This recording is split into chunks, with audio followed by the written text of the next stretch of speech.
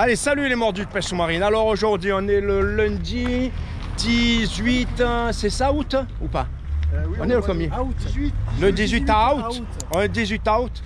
Et donc alors avec moi, bon, le gars qui est derrière là, vous le connaissez là. Salut les mordus. Lui, hein. Là, Gérald, vous le connaissez. Gérald, vous le connaissez. Voilà, vas-y, là, tiens la parole si tu veux. Cette fois, j'ai mis le peignoir, quoi. Comment? Salut les mordus. Salut. Voilà, c'est gentil. Tu es magnifique comme ça là. Ça te plaît comme ça, allez? Ouais, fais-moi un peu le zob.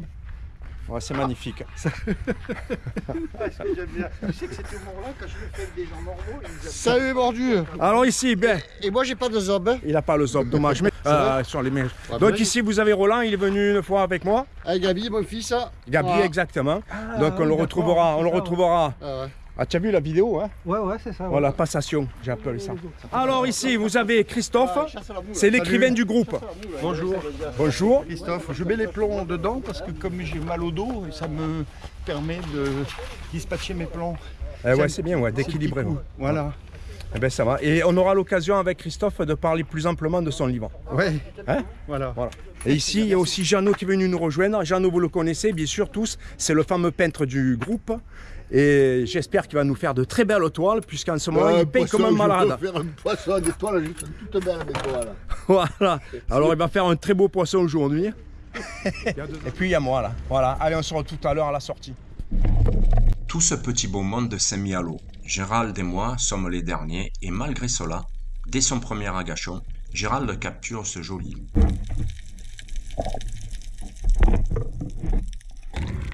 Tu l'as fait l'agachon? Et après, je me suis posé là, juste à la paille. Ouais. Ah ouais, j'en ai fait déjà là. Ah, elle est jolie, hein, fais-moi un peu. Premier coup de fusil pour Gérald, premier beau poisson.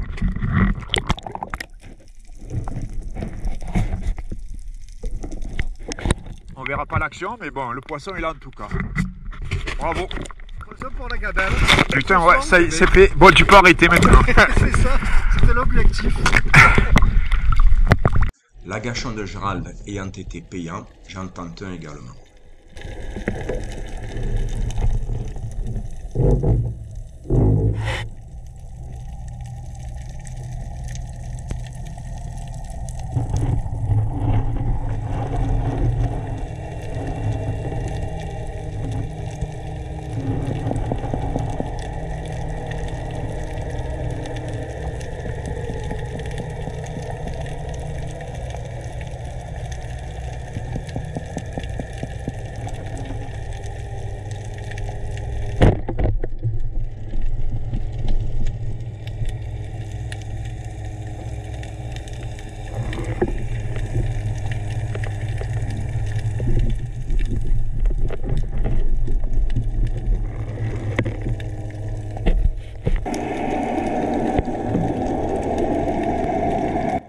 De la surface, j'ai vu ce petit mérou. Je descends vers lui sans avoir remarqué la présence de cet autre mérou bien plus gros.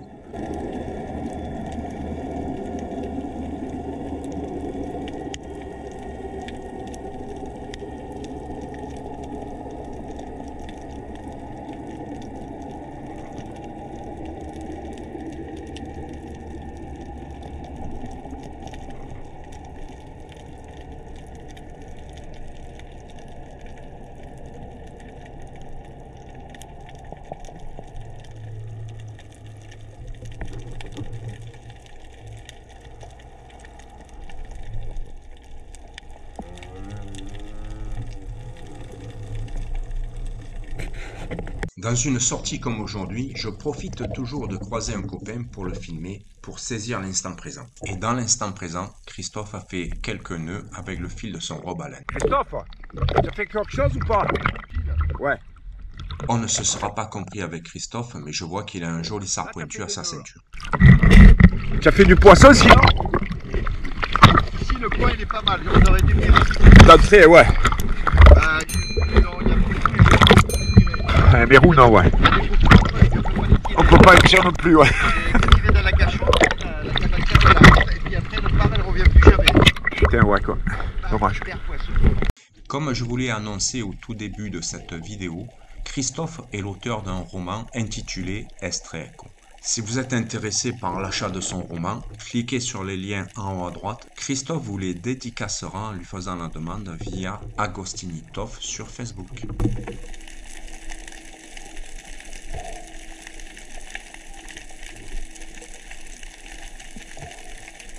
Je vous mets le recto verso de la couverture de son roman en haut à droite.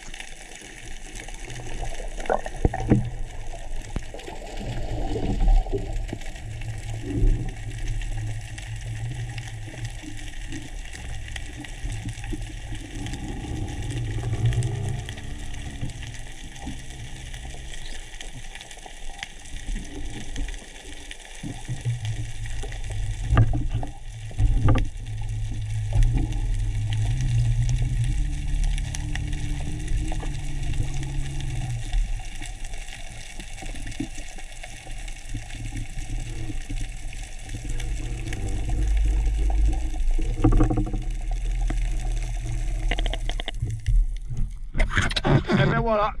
À présent, je me retrouve avec Jeannot, comme j'aime souvent le dire, la mémoire de la pêche sous-marine. À 77 ans, il reste toujours aussi impressionnant.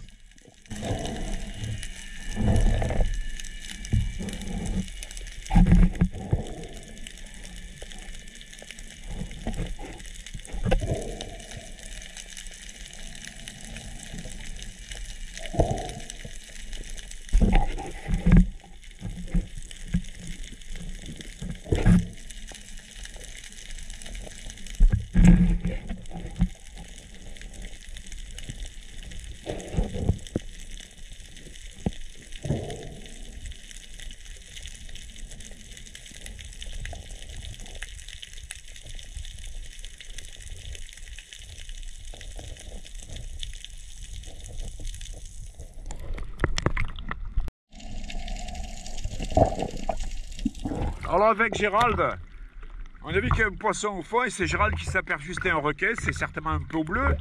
Et c'est bizarre, c'est qu'il est vidé, donc quelqu'un l'a pêché et l'a certainement rebalancé, c'est vraiment nul.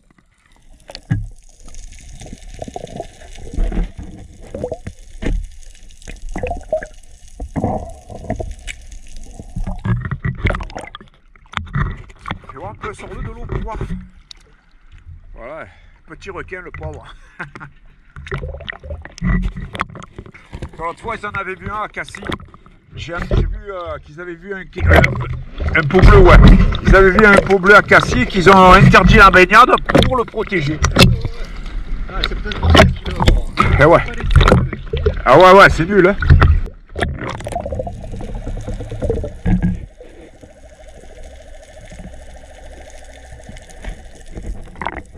Par la suite, Christophe retrouvera ce même pot bleu et le passera à son accroche au poisson, pensant que nous ne l'avions pas vu.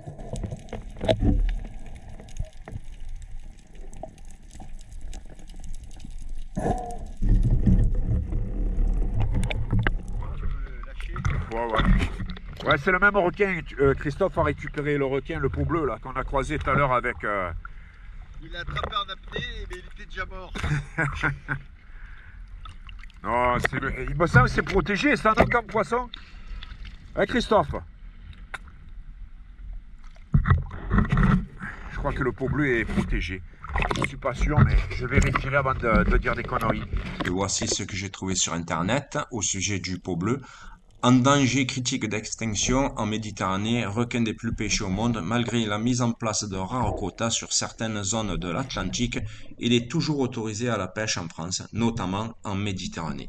Donc je ne sais pas pourquoi, si ce poisson était capturé par un pêcheur en ligne, pourquoi il aurait été rejeté, mais bon. En revanche, dans les parcs nationaux, raies et requins, toutes espèces, sont interdits dans la pêche sous-marine. Donc, mais j'ai laissé volontairement cette dernière vidéo, s'il y avait des plaisanciers qui le regardent, pour faire comprendre les dégâts que peut causer une ancre comme celle-ci sur les Posidonies. Attention, vous mouillez vos bateaux. Et attention aux pêcheurs sous-marins. Merci à vous.